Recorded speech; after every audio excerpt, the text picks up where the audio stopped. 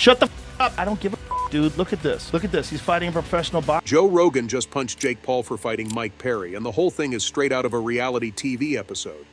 Apparently, Jake canceled his fight with Mike Tyson, claiming that Tyson wouldn't recover soon enough and comparing him to a sick chicken. Yes, you read that right. Jake Paul, the king of mood swings, thinks he can take on Mike Perry instead because he believes beating an MMA guy will be a walk in the park. But Jake, you sweet summer child, you have no idea what Joe Rogan and Mike Tyson are cooking up for you. It looks like Jake's wild ride might be hitting a dead end sooner than he thinks. So if we hop into our time machine and set it to 2022, you'll see Jake Paul's Instagram and Twitter filled with him practically begging Mike Tyson for a fight. It was like his daily routine. And the funniest part? Our boy Jake had only 2 years of boxing under his belt at that point. But he thought he could take on a legend who's been knocking people out since before Jake was even born. Yep, Jake, always the optimist. The best boxer on the planet is? Jake Paul. Why?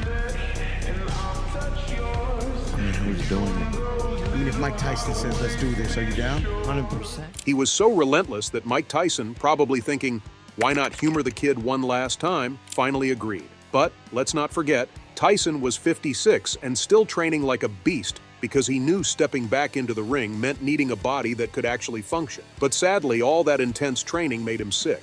And now we've got Mike Tyson, the guy who used to make opponents wet their pants just by looking at them, falling seriously ill. This wasn't your run-of-the-mill cold.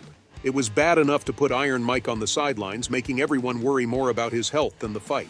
The fans were gutted, sure, but mostly they just wanted Tyson to get better. The man's given everything to boxing. He deserved some time to recover without any extra nonsense. He definitely is looking like a an animal. I will say people are underestimating me though, because when I go to his comments, they're just saying like if Mike loses, then fighting is rigged because they see how good he looks on the mitts. I can see it watching from the side. But Jake Paul, the master of turning any situation into a circus, instead of sending get well soon vibes or even a halfway decent statement, Jake jumped on social media and dropped a bombshell calling Mike Tyson a sick chicken. Yes, he actually said that. Jake claimed Tyson was just hiding behind his illness to dodge the fight. The nerve on this guy was unreal. Social media went nuts. People were outraged, flabbergasted, and just plain pissed off. Here was Jake, a total rookie compared to Tyson, disrespecting a legend in the most childish way possible. Fans were livid, but they weren't alone. Big names in the boxing world wasted no time in tearing Jake apart. But seriously, has Jake Paul crossed the line by calling Tyson a sick chicken? I mean, come on, that's not just disrespectful. It's like he's trying to win the gold medal for bad taste. But guess what? Jake isn't the only loudmouth in the boxing world, and some experts had a field day with his nonsense. First on the list is Sean Strickland, the UFC middleweight who's famous for saying exactly what's on his mind. This guy doesn't sugarcoat anything. On June 15, 2024, he lit up Twitter with a verbal smackdown aimed straight at Jake Paul. Jake Paul, you're a disgrace to the sport, he ranted at. Jake Paul, you are a disgrace of a man. You are the epitome of weakness. You are the scum of the earth. The fact that you even have a platform or anything of that nature is a slight on society. You truly make me fucking disgusted. And if I ever encounter you in real life, I hope that I just don't lose my shit and go to prison. Strickland didn't just stop there. He went on a tirade questioning Jake's very existence in the boxing world. You think you're a boxer because you beat up some YouTubers and washed up fighters? Come on, man. Step into the ring with a real fighter and let's see how long you last.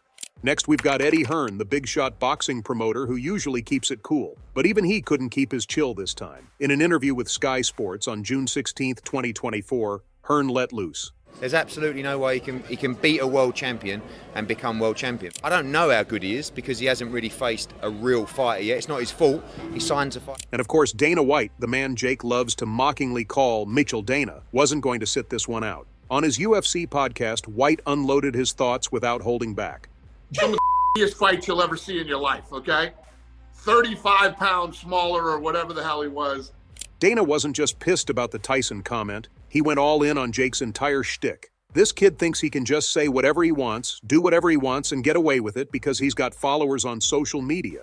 Newsflash, Jake.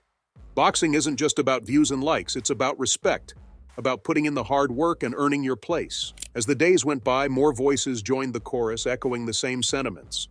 Fighters from all weight classes, promoters, and even some of Jake's own fans started to turn on him. The message was loud and clear. Respect in boxing isn't optional. And Jake's antics showed a total disregard for the sport's core values. And Jake Paul, the man who can't resist a spotlight if it paid him in gold, pulled another wild move that left the combat sports world absolutely gobsmacked. So after all the hullabaloo about him canceling the fight with Mike Tyson, Jake did what Jake does best, pivoted faster than a cat on a hot tin roof, and set up a fight with none other than Mike Perry. It all kicked off on June 18, 2024, just days after the Tyson drama hit its peak. Jake jumped on Instagram Live, because where else would he be, and dropped the bombshell. Tyson's out, Perry's in. The internet, still buzzing from his previous antics, went into a frenzy. How did Jake pull this off so fast? And why on earth would he pick Mike Perry? Let's get one thing straight about Mike Perry. Known as Platinum, is a former UFC welterweight who's as tough and unpredictable as they come. His MMA career is full of wild brawls and a fighting style that's as raw as an uncooked steak. Perry is the kind of guy who could get into a fight in an empty room. His fights are chaotic, messy, and utterly compelling. Basically, he's the real deal. Which makes you wonder, what was Jake thinking? We'll see what happens. I don't think he has what it takes to last that long, but that's why I took this fight. I need the experience. I need tough guys, and I love putting on shows for the fans. The combat sports community was blindsided. Jake Paul, who's been mixing spectacle with strategy in his boxing career, seemed to have taken a sharp left turn into Crazy Town. Fighting Mike Perry wasn't just unexpected, it was downright shocking. As soon as Jake announced the fight, the reactions poured in like rain at a picnic. Analysts, fighters, fans, everyone had something to say. Ariel Helwani, the renowned sports analyst, took to Twitter with, "Jake Paul versus Mike Perry? Didn't see that one coming. This could get messy." No kidding, Ariel. The clash between Jake's somewhat polished boxing style and Perry's raw brawling was shaping up to be the most unpredictable event of the year. Mike Perry's reaction was, well, classic Perry. On June 19, 2024, he jumped on Instagram stories, full of his signature bravado, and said, "Jake Paul, you want to dance with the devil? Let's go, baby. I'm ready to bring the pain." Perry wasn't just accepting the fight, he was embracing it with the kind of enthusiasm that makes you think he'd fight a grizzly bear if given the chance. No, I've planned this, bro, since the day we sparred. I sparred him for free. I told him he could get that work, and I saw that camera sitting right there when I told him, "Oh, you kicked my ass, man." That was... Perry's enthusiasm wasn't just hot air. This guy's known for fighting anyone, anywhere, at any time. His training videos leading up to the announcement were already intense, but after Jake's challenge, they went through the roof. Perry posted clips of himself sparring with heavyweights, throwing wild punches, and training like a man possessed. The message was clear. He was ready to tear into Jake like a dog with a new chew toy. Even the big names in the fighting world chimed in. Conor McGregor Twitter, "Jake versus Perry. Now this I gotta see. Fair play to both for making it happen."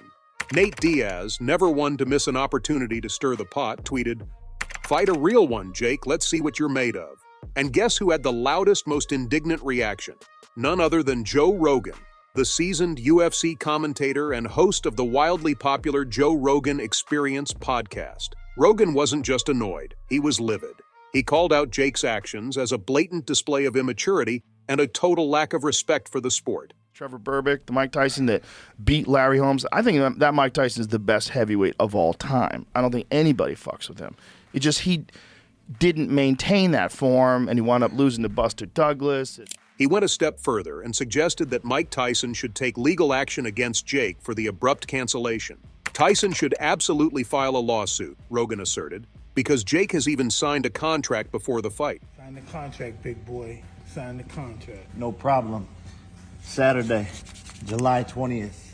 See you there, buddy. For those who don't swim in the murky waters of legal jargon, let me tell you, filing a lawsuit isn't just about making a point. It's about seeking compensation for damages. In this case, Tyson could argue that Jake's cancellation caused significant financial and reputational harm. Lawsuits of this nature can cover a wide range of damages, including lost earnings, breach of contract, and defamation. The legal battle also highlights the fine line between entertainment and professionalism in combat sports. Sure, the sport thrives on hype and drama, but there's a limit to the antics and trash talk. Don't you think this might be the perfect way to finally shut Jake Paul's endless mouth? Imagine a guy with a net worth of $17 to $30 million facing a $350 million fine. He couldn't pay it off even if he sold himself. Jake would probably have to quit boxing and beg for serious forgiveness. I bet he'd choose that over selling his little YouTube channel and house, because even if he somehow scraped together the money, no one would sponsor or promote him anymore.